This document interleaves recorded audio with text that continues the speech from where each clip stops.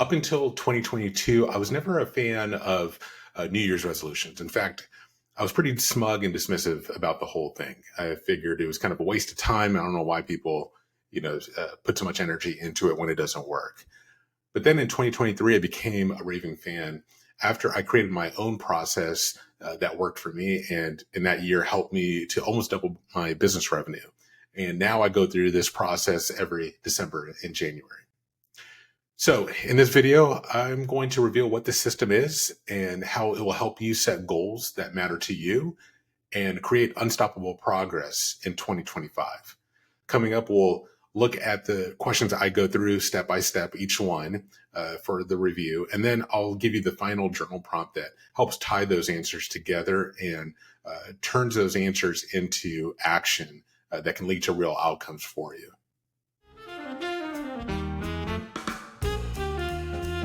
As my coach said, your experience alone will not change anything. It's your reflection on that experience that creates the transformation. Aristotle said the beginning or knowing yourself is the beginning of all wisdom. Sometimes you don't need to run faster. You just need to drop the bricks that are slowing you down. This journaling process will force you to stop, to reflect, and then identify what those heavy bricks are. That benefit alone can help you unlock and make significant improvements in 2025. Zig Ziglar said, what you get by achieving your goals is not as important as what you become by achieving your goals. I can't tell you how many times that in my own experience, my own past, I kept pushing forward on something when I should have just quit and cut my losses.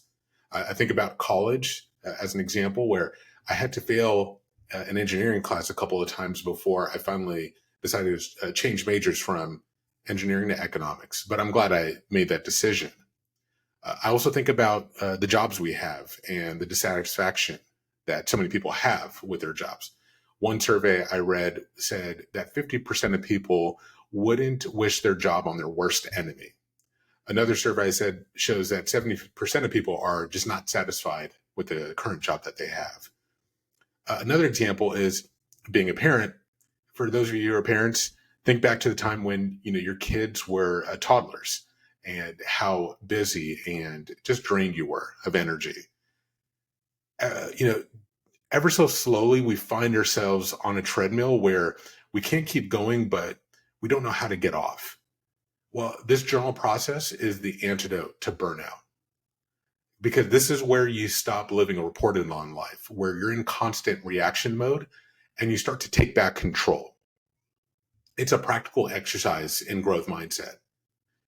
You'll give yourself the chance to really think about who you want to be and what kind of life you want to create and for yourself and for your family. So we need to stop just the busy treadmill and think about, where are we going? Are we going in the right direction? Are we going to end up where we want to be?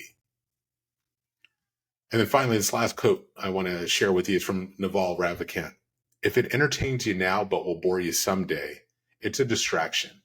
Keep looking. You see, there's what you think you want, and then there's what you really want. And they can look very similar to each other. The hard work is drawing a fine line between those two things and getting ruthless about identifying what's a priority and what's a distraction. So we're going to get out our fancy journals and dive into these questions.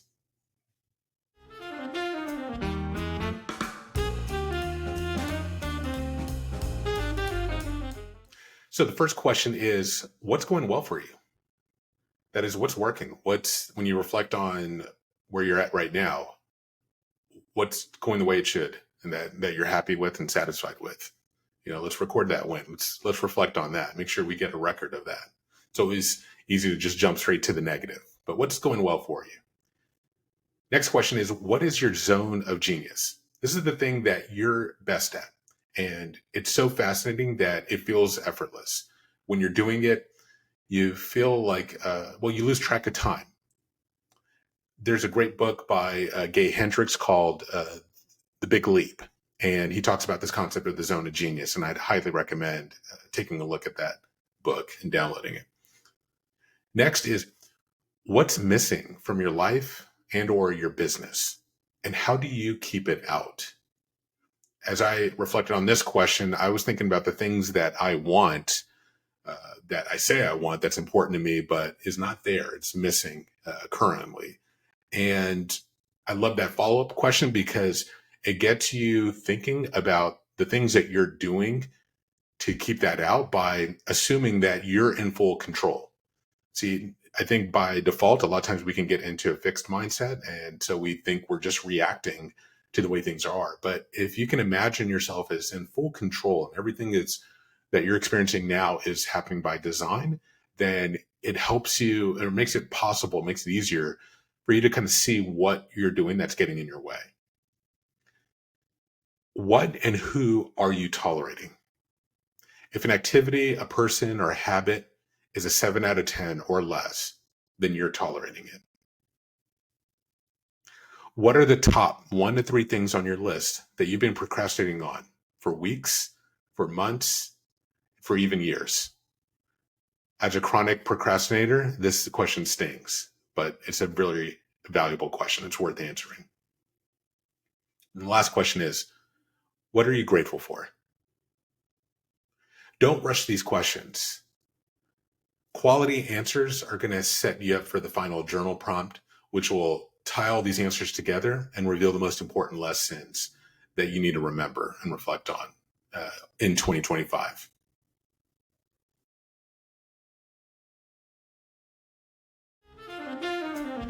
Go back over your answers. And if you haven't done so already, take note of what was coming up for you as you were answering those questions.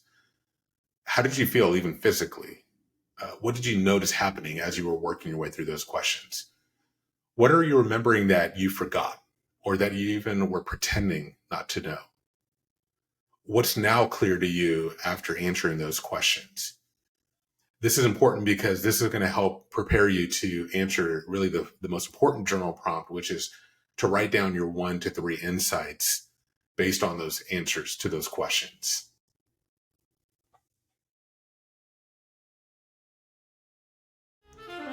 Those insights are your key takeaways. The law of entropy says that things naturally move from order to disorder unless there's some outside force that interrupts what is naturally an irresistible process. Well, we can say that there's a law of burnout, which I just made up now, which works the same way. Burnout is also a kind of natural, irresistible force. You're going to naturally just move towards burnout unless there's some kind of outside force that interrupts that process. So as you're reflecting on these questions, hopefully you're seeing how a gap has started to emerge between what matters to you and how you spend your time, your energy, and your money, what I collectively call your human capital. This guide is your opportunity to identify that gap and then to bring those two things back into alignment in your life.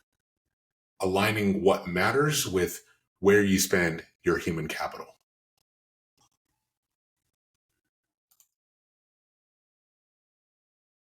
Now, as powerful as these questions are, you don't want to jump into the middle of the process with step 2 and skip the first step. Unfortunately, most people are going to give up on their goals before the 3rd week of January. And I don't want that for you. I want you to keep making progress and keep moving beyond, January and keep making progress towards your goals. So part 1 of this process lays the foundation before you jump into creating your goals for 2025. I talk about it in this video here, which you can find by just clicking on the link in the video or down in the description.